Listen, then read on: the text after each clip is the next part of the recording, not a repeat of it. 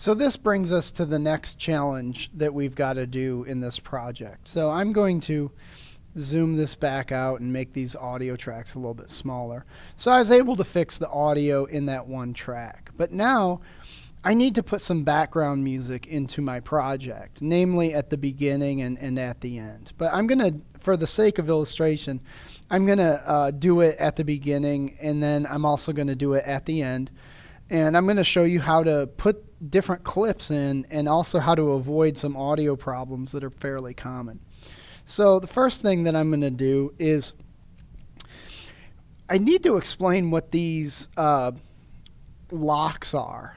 I haven't explained that to my students yet. So one of the things that happens when you're editing video is sometimes you don't want anything in a particular track to move. So for me, I'm cool with my timeline and not having it able to be edited right now, this video track one.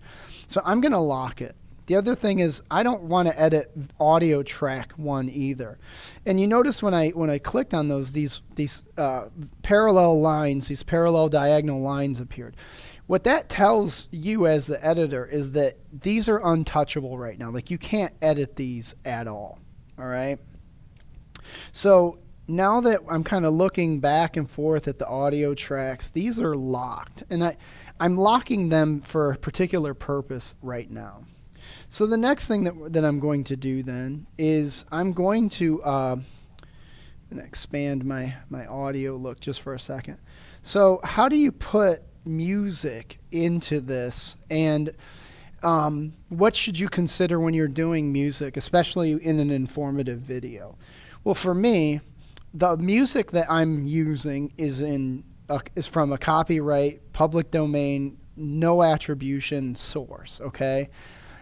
So you gotta not pick things that are copyrighted, or else your video will get snatched like that. Or if you post it on YouTube, you'll get a copyright strike, and 3 strikes you're out is the policy on YouTube. But I've got some audio that I want to put into my project, but I don't want all 2 minutes and 20 seconds of the audio in. In fact, the reason I chose this was there's about 15 seconds of a really cool theme that I want to use over and over again in it. So what I'm going to do is I'm actually going to go to that audio, and I'm going to show it to you. I actually have it stored here in my desktop, which is kind of jarbled, and it's called Advertime. I got this from a public domain, freepd.com, and a bunch of artists and musicians provide music that they don't mind if you use it. It gives them exposure, which is why you do it. So I'm playing this thing by Raphael. I can't remember his last name, but he'll give credit in this. So if I right-click over this MP3 file, I'm going to go ahead and play it. I'm going to open with, and I would rather use VLC Media Player. So let's see what it sounds like.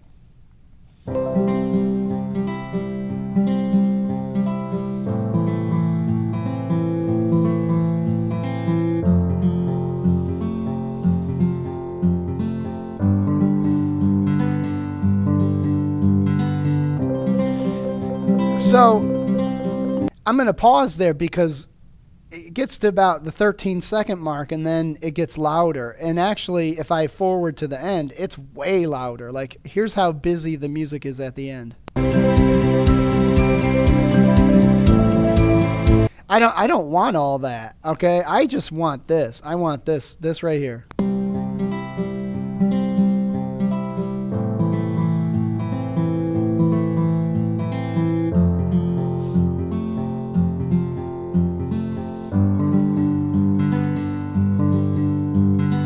That's as far as that's all the music out of that entire thing that I'm going to want for this project. So what I'm going to do is I'm going to insert the clip one time, and then I'm going to edit it. I'm going to trim it right at the part that takes it to the end. And then the next thing I'm going to do is I'm going to show you how to copy and paste that to different parts of your timeline. So the first thing on the agenda is I have to import this into my project. So you do it the same way you do anything else. You right-click in your project media bin, and you hit import, and you pick the musical piece that you want. And now you can see it's been added to my media files here. So next thing that I'm going to do is I'm going to place it. I know that I'm going to want the very beginning part at the very beginning of my timeline. So the first free audio track for me right now is audio track number 2. So I'm going to click and drag that in there. Now you probably notice, and I'm going to zoom this out, look how much longer the track is than what I really need, right? That's doing too much. So what I'm going to do is I'm going to try to listen to the track to the point that I want it. Or the other way that I could do it is to put it in the media browser in the upper left-hand corner. In fact, that's what I'm going to do. I'm going to double-click it, and I'm going to go to the very beginning of it, and I'm going to say, okay.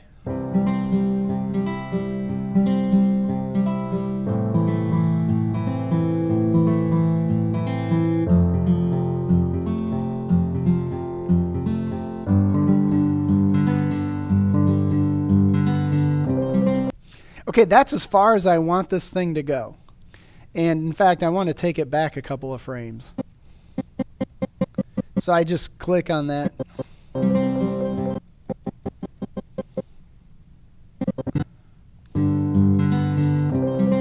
All right, and I'm looking at the timeline. And that right there, I think, is the end of what I needed right there. So next thing I'm going to do then is, you see this button that says mark out. If I hit mark out, it's going to trim the whole thing just to that point. And that's exactly what happened. So now the next thing that I need to do is I want to reuse this music at the beginning and then the end. So one of the tricks that you can do is you can copy and paste this audio wherever you want it to go. So I want the exact same audio here at the beginning. I want the same strip to take place at the end. Well, remember how I locked the first audio track and the first video track so that I couldn't do anything? I'm even going to lock that because I don't want anything to happen to the rest of the project. Now what I'm going to do is I just clicked out of the audio track.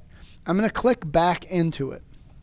And then I'm going to copy it. You can right click and you can hit copy, or you can hit Control C. You can use your control functions. And then what I'm going to do is I'm going to bump this. I'm going to bump my timeline all the way to the end here.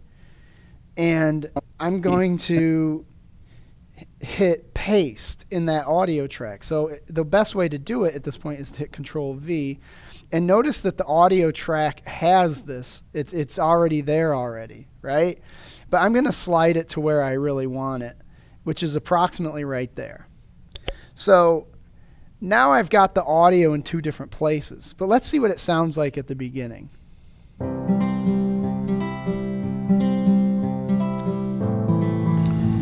Hello, my name is Mr. Tom Bailey, and I am the television broadcast and communications teacher here at Northside High School. The overview of our program is that we create. So here's the problem with that: is it's too loud. Its levels are generally too loud as of right now. So we're gonna have to fix this. So I'm gonna double click on this guy, and I'm gonna go to my effects control levels, and I'm going to unclick the level. I want this to actually, the whole thing to probably, well, actually let's do it with keyframes. And there's a cool way to do it. So what I'm gonna do with this guy is I'm actually gonna zoom really close in to the beginning of my timeline. Second thing I'm gonna do is I'm going to make this track pretty tall. And I'm going to actually zoom so that all of these audio tracks are pretty tall. Next thing I'm going to do then is, you see, now I can see this a little more closely. I want to be able to see this down here very closely, simply because I'm going to start entering keyframes down below. Because what I'm going to do to this clip down here is going to be different than what I do to the one at the end. So what happens when you make these audio tracks really wide, like big fat pad thai noodles, instead of just little skinny spaghetti strips, is you can see a tool there that wasn't there before.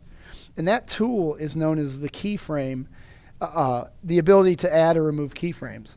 And by default, your settings here, if I click on the keyframe, I just added one there. You see that there's a little dot there.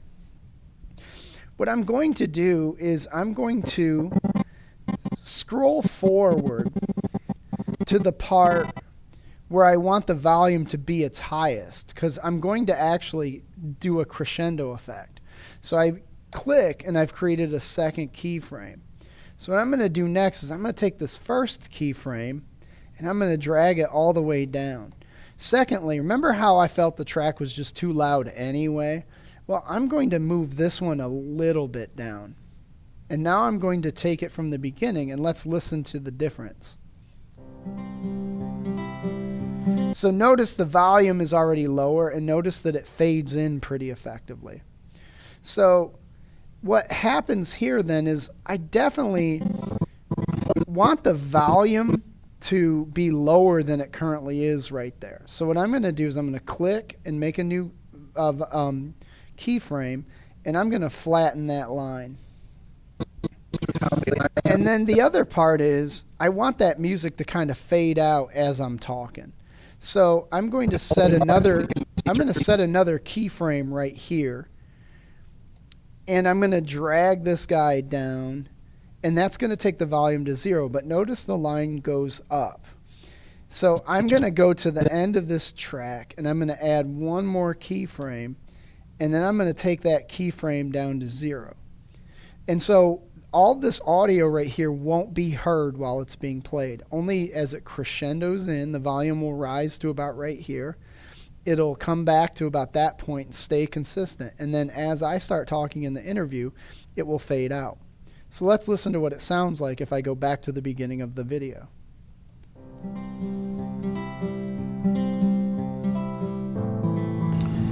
Hello, my name is Mr. Tom Bailey, and I am the television broadcast and communications teacher here at Northside High School. So it fades out a little soon. So what I'm doing down here is I'm clicking on here, and I'm actually going to let it fade out a little more slowly by just dragging that keyframe this way. So let's give it a shot. Hello, my name is Mr. Tom Bailey, and I am the television broadcast and communications teacher here at Northside High School. The overview of our program is that we create content. And that's how you control that audio, is you can change the keyframes there. Let's go to the strip at the end where I had placed it. Let's see if it even makes sense to have it there. So I'm going to click there. It's a program here at Northside High School.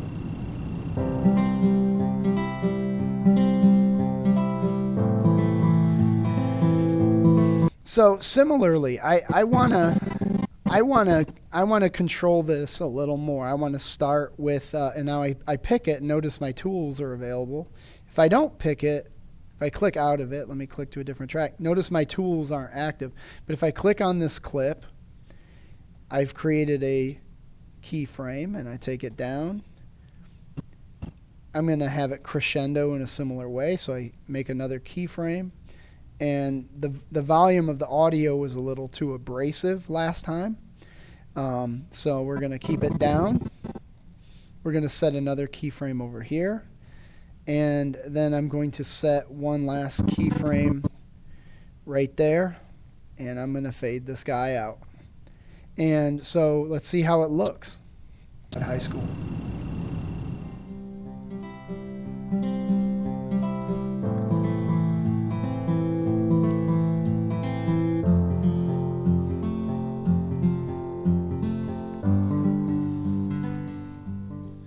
So sure enough, like what we have here is a nice fade in and a nice fade out here at the end. I will show you something up here too, is when I made these keyframes down here on the project timeline, the keyframes are also reflected up here in the effect controls panel as well. But that's how you do a fade in and fade out with the audio, particularly the music that you want to do. Thank you.